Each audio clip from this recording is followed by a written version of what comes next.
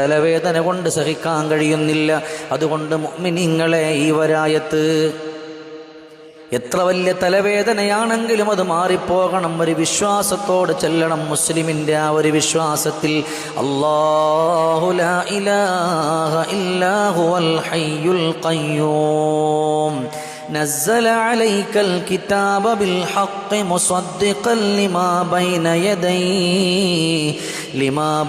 يديه وأنزل التوراة والإنجيل.